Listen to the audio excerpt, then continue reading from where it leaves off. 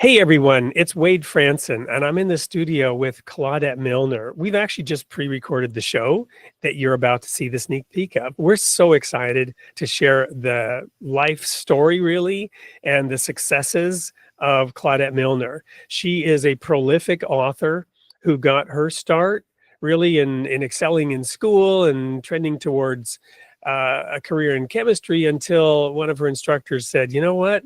I think you're going to be a writer. Welcome to the studio, Claudette. Thank you so much for the opportunity. I'm looking forward to the listening audience.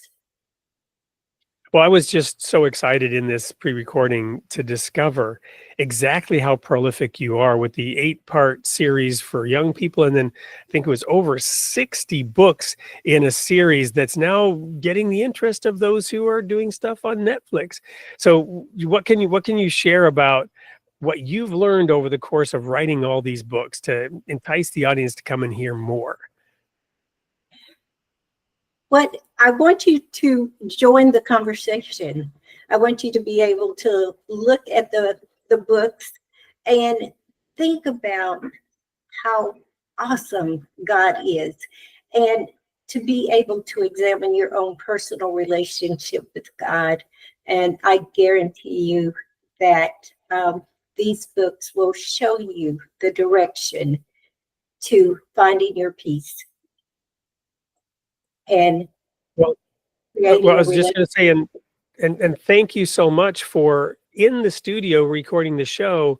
I was pleasantly surprised at how easily we went into some of the topics that are covered in your series, because you address the topical issues of our day, and you're not afraid to tackle issues like immigration and DEI and racism. And I was kind of surprised at how seamless that was. Do you find you have these conversations often in life?